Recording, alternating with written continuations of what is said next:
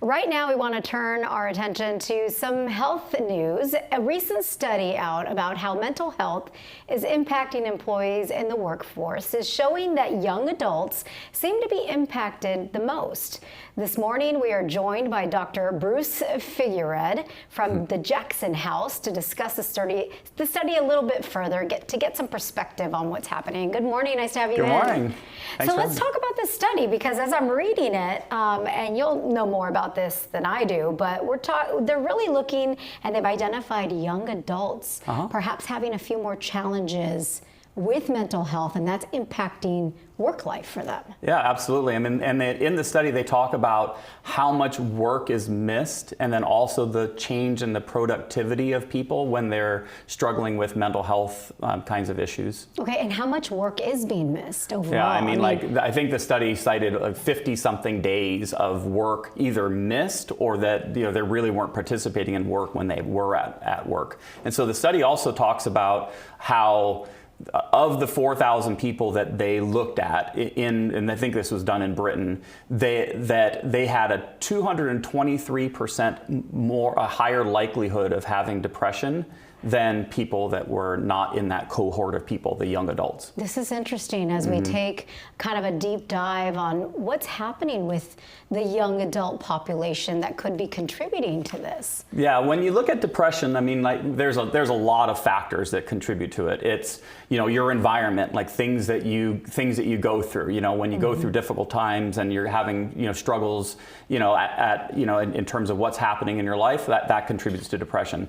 But internally, it's how you think. It's how you think about yourself. It's how you think about the world and how you think about the future. That plays a big impact. It's also your biology. So what you're born, and people have a genetic proneness or a higher likelihood of having depression than other people when you compare them. And then it's also what you do. And so certain kinds of behaviors will make you more or less prone to have an episode of depression.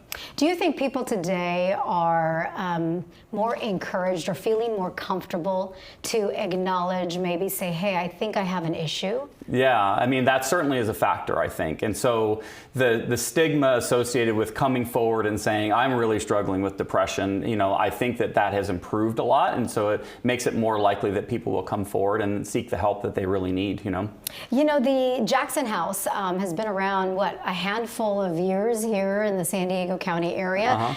This is a service, I guess, that you provide for a lot of folks who are struggling. You to kind of bring us up to speed on what's happening with Jackson House. Yeah, so when I started in 2019, we had a residential mental health facility that was in La Mesa, and then since 2019, kind of through COVID, we have opened treatment centers in Oregon, and we're building one in Idaho. We have one in Central California, Ventura, and so we offer a care continuum. And so when somebody has an addiction problem or they have a mental health problem, really what happens is the severity of the illness sort of dictates the level of care. And so when you have really, really severe depression, that would kind of go along with maybe needing treatment in a residential level of care. Or if maybe your depression is at a moderate level, then that would sort of speak to the need that you would have treatment at an outpatient level of care. And so depending upon the severity of your illness, we have a treatment or a level of care that can help you.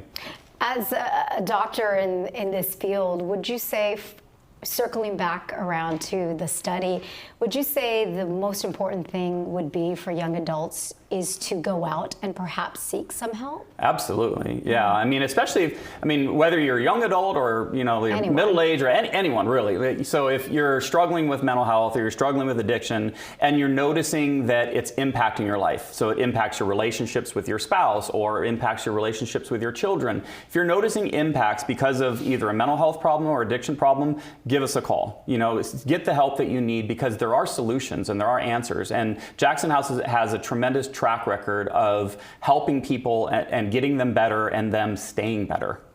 Dr. Bruce Figuered, thank you for coming in, shedding some light on this. Oftentimes this is an uncomfortable, it can be a difficult topic to talk about, but it's an important one because it is so prevalent across our community and really everywhere. Thank you so much for having me. Yeah, really appreciate it. Have a great Sunday. You too.